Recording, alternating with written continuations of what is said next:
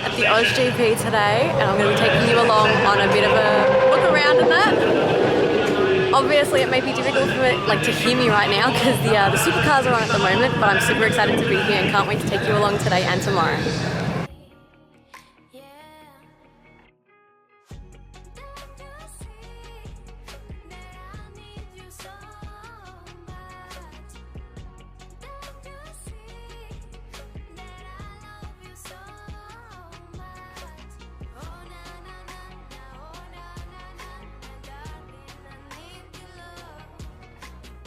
It's amazing, isn't it?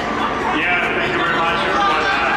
I always felt really loved by the Melbourne Australian fans here, so thanks a lot for that. And now, let's try to give them back with a good quality.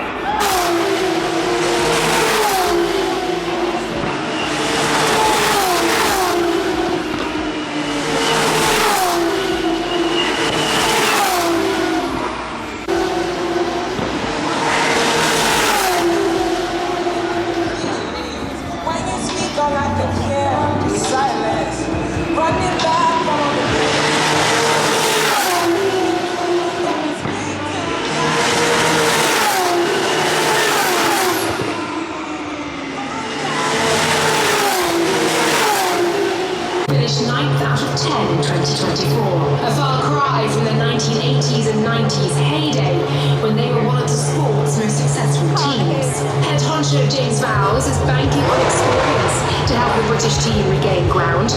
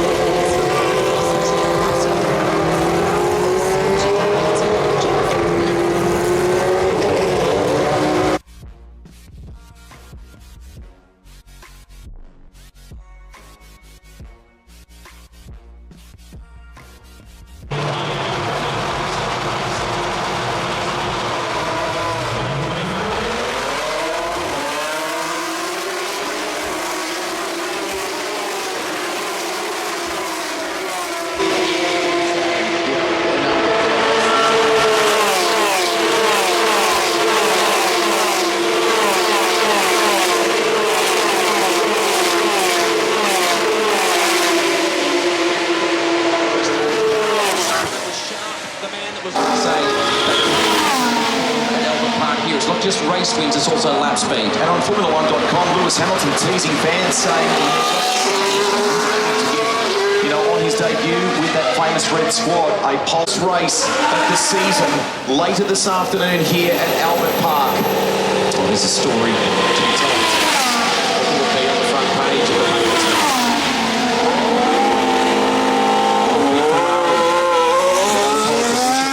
Mercedes adding to their total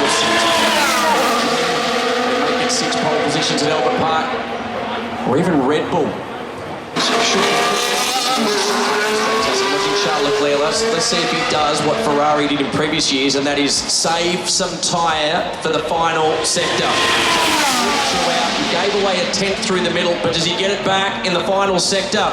0.03 of a second off the time of Max Verstappen, so it's a 16.646 versus a 16.676. Lewis Hamilton also on a decent lap here, fastest of all to the first sector. We saw him abort this lap, the quick lap earlier on, down into turn 11, stops it, rotates through the corner. I held my breath for a second there because he waited so late to turn in. Good through turn 12, out almost touching the grass on the entry to turn 13. Will stay on this lap. He's up against a 16.646. Lewis Hamilton in a Ferrari. Can he top? No, third, right behind. Jack Doohan at this point. Gasly is 13th, Doohan is 15th. Doohan back out there. The session brings for him 800ths of a second separating Piastri and Verstappen at the top of the charts. 3 minutes 23 remaining. I'm not sure we'll see Verstappen back out on track as he passed up. just on high. side. Come to that shot. The TV director's picked him up. The run to the line. Good. Can he knock Piastri off the top in this session? Russell goes P2 with a 150. Look at the gaps between the top three. 400s, but Piastri stays on top. Kimi Antonelli into the top 5. So this is so close. Is out there right now. So I'll read out on a brand new set of soft tyres. So this will be as close as you get on the simulation from this. He's taking a second warm-up lap because he's into the flyer, but he is still relatively coasting. So let's see what happens as Hamilton comes around to start this next lap. Building the heat into the tyre. A driver that's already done that and on his lap is Yuki Tsunoda. Currently sits 9th. He impressed yesterday for the Racing Bulls. He's a 10th away from the tyre. So it's more a question of how far into the 10 he can go. 6 and 7 on his.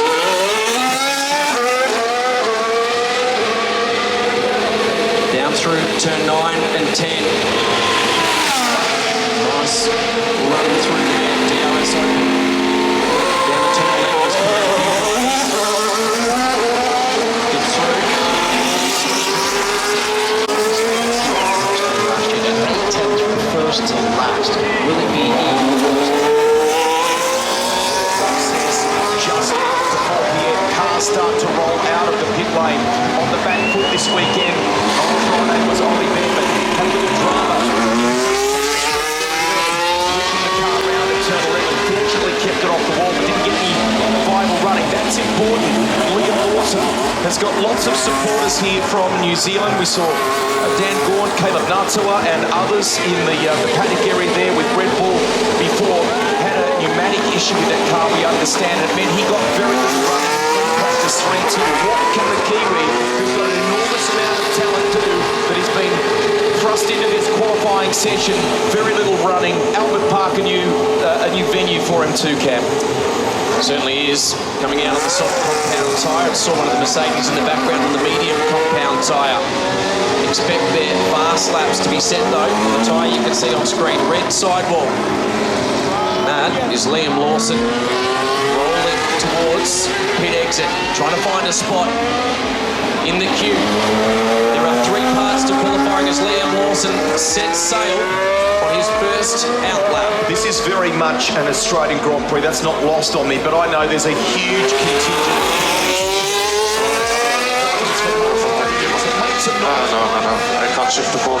And Behrman talking about I have a problem with the gearbox. I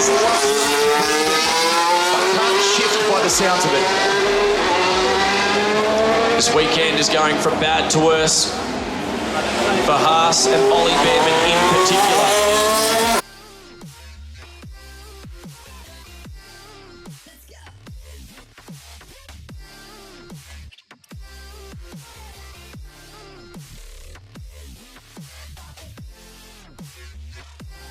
There.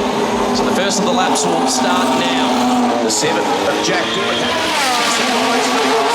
as he sets sail.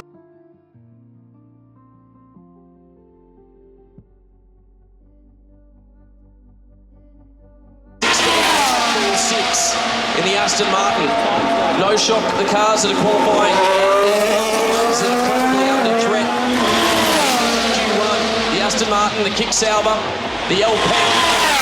That's great. Now Liam Lawson up into the top 4. He's just knocked out of there by Alex Albon. So the banking times, I'm at a 17.4 at the moment. Come through the final turn. The times Gasly, who is the last man in at this point in time. He's done enough to get to 14th, but he's still in danger here, Kimi Antonelli. I think the camera's zeroing in there on the floor of that car. There was quite, for a sequence of corners, sort of 11, 12, 13 and so on, it looked like it was constantly sparking, perhaps a little more than normal. So was there a little moment of concern there? We'll keep an eye on that. Let's have a look here, turn 6. Got loose, did the same thing that we saw from Landon Gasly. If it goes out, Lawson, Ocon and Behrman with the gearbox issue. Hasn't come back out. No, the shake of the head at MoneyGram Haas.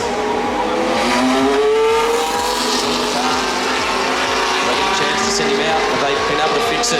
The fact he's still in the car is a relatively good sign. The fact that he hasn't run through any of practice 2 and all bar 2.5 minutes of practice 3 suggests he needs to do something extremely special if he's going to make it through into Q2. Kimi Antonelli also has his work cut out for him because the Alpine of Pierre Gasly will be looking to get out. And we know how quick Nico Hülkenberg is. This is what you were talking about, Rusty. It continued to spark. Underneath there, maybe it damaged the floor and part of the floor is flapping. dragging. You can see it flapping. Yeah, the floor is flapping. So they should be able to fix it. Look at right in the centre there. So that's grinding away underneath the car. Good pickup, Rusty.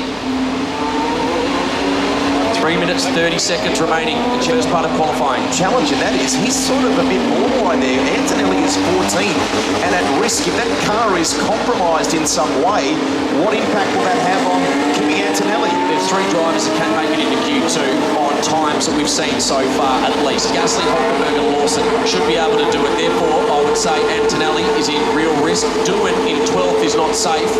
So plenty of time still to be found by each of these drivers. Remember, Daniel Ricciardo was knocked out in Q1 last year. We'll have 2 Aussies through to the second phase of qualifying to set a marker. This part of qualifying is making sure that when the checkered flag flies on the last car, you are inside the top 10.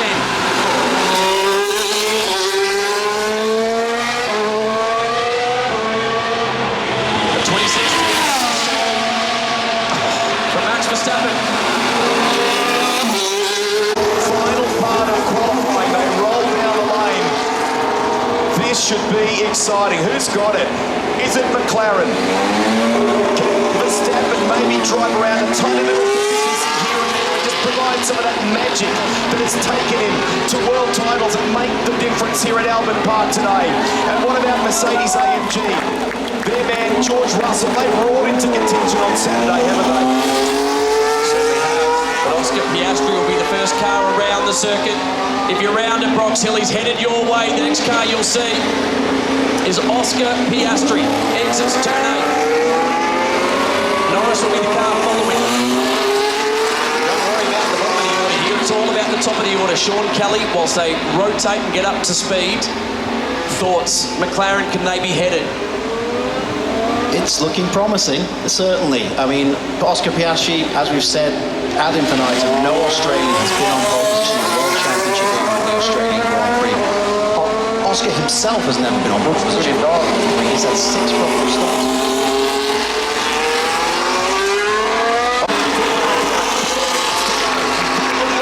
Release the shackles. Get on your feet, Melbourne.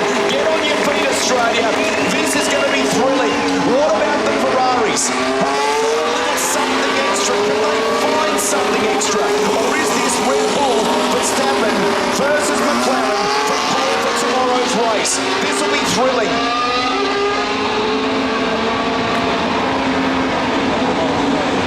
Waiting for track position.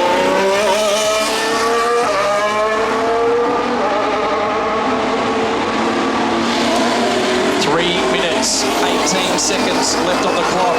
1 lap left in the bag. Max Verstappen has been on pole here for the last 2 years. Lando Norris was on pole at the last race of 2024. Oscar Piastri has never been on pole position.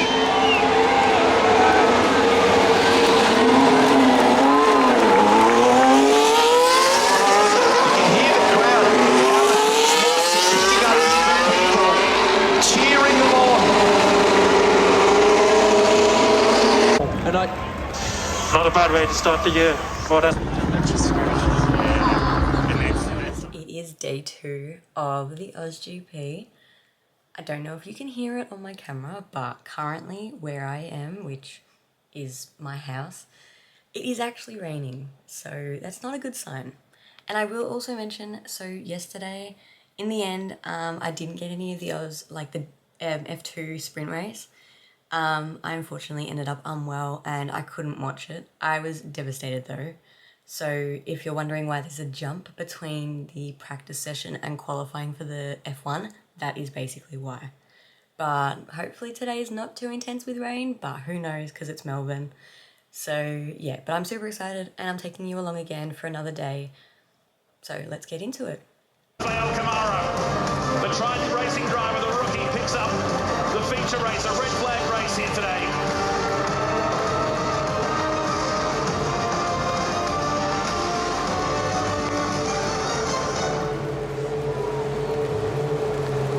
I am a board member of the Australian Grand Prix Corporation, and now Paul Lappin presents the trophy to the third place driver, Théophile Nael. Paul Lappin, board member also of the Australian Grand Prix Corporation. Congratulations, gentlemen, well done. And now let's celebrate. Brown went into the series lead last start when he won race number 3. Now leads by 7 points with another 75 points up for grabs today. He leads the Larry Perkins Trophy though by just 10 points to Brock Feeney, and Cam Hill still a chance to win that up. So sending the cars back to the pits, and that is the end of the day. The top 3 for the weekend by the look of it. Cooper Murray slotted in there hoping to get a podium at least for the race today. Just parking up, saying, what about me? What about me? Put me in there. So they're working through the points now. There will be no points paid for this race. So the Larry Perkins Trophy will be decided of the first 3 races of this weekend as part of the MSS Security Melbourne Super Sprint. And my colleague here, Matt Nolte, has been all across that throughout the weekend. So Feeney being pushed back into... We're about to drop one of your big Matt stats, Stan, all of a sudden, with regard to Will Brown. First time double winner. Yep, I'm a bit nervous to say it's official yet. That's why I held back for a couple of moments. It'll be all official in a few moments' time. Championship-wise, we'll keep Will Brown at the pointy end, and it is confirmed that he is the Larry Perkins Trophy winner for the second. In the wet. I don't think we've had a wet race here in a long time. And that was actually, Louise Goodman's been interviewing down on Melbourne Walk, and it's been a common refrain from the teams about the fact that the track's slippery enough as it is. Add water and it becomes extremely spicy. Cars rolling around.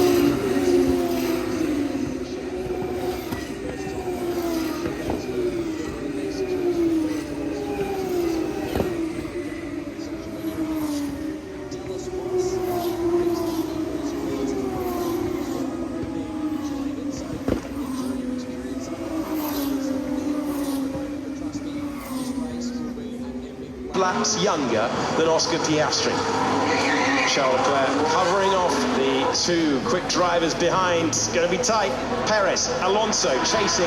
2.1 second stop was so important. This is going to give an opportunity now to Fernando Alonso. Verstappen go out of the race. You know there's a point on offer for teams who need to take their chance. And Alex Albon running as close as he dared to the back of the Haas, but not on the side of the race. Shortly. I think that's Lawson and That's Lawson and Behrman going through into their pit lane. So just quickly, get to your feet. It's your last chance to let him hear you.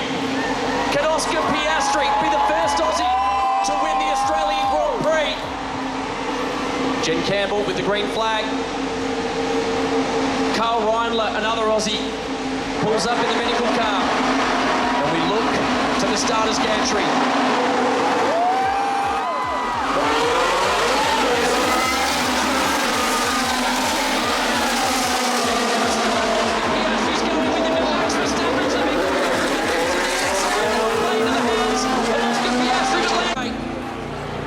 Australia, his race didn't last a lap. Heartbreak, and we can hear you in the stands there, the reaction. He said if of rain, and you've got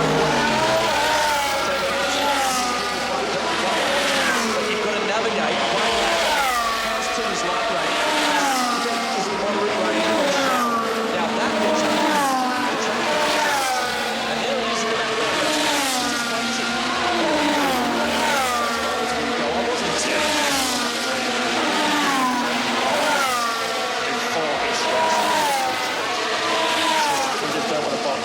the skirt around us. But we need to know it's going to rain before we box. And actually rain over Albert Park. What if it sort of managed to skirt us in some way? This is what I was going to say about Melbourne. There is many an occasion, Rusty, where the water and rain sits just over the bay and never hits.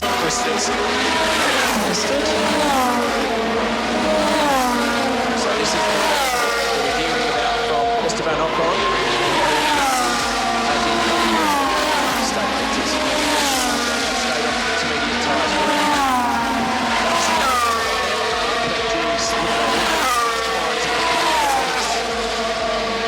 Imagine Haas. And there was the Bortoleto-Lawson incident we saw before. That was under investigation, and Bortoleto will cop a penalty for that one because it was pretty clear cut. Safety car ending, lights off.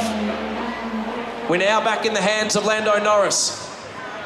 And the question is, will it rain? And if it does, how heavy?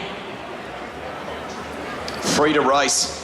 That's the one I keep thinking about, free to race. So we're at lap 41 of 57. Rain maybe on part of the track. Look how close Oscar gets there. Gets right up under that rear wing of Lando Norris, who now accelerates. Green flag.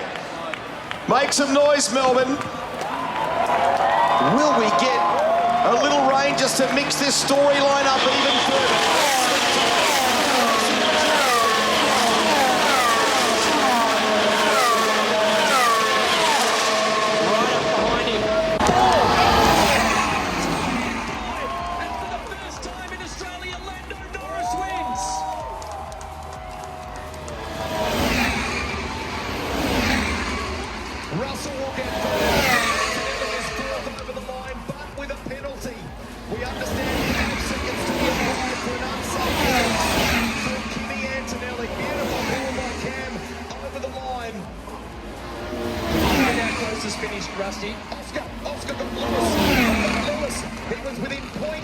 And he delivered when it counted. Changeable conditions, strategy, pressure. It was a drive of a... Congratulations to Lando Norris. Lando Norris is now presented with the unique FIA President Medal by Andrew Fraser, President of Motorsport Australia. Well done. And now the winning constructor, McLaren Formula One team, represented by Rob Marshall, their chief designer.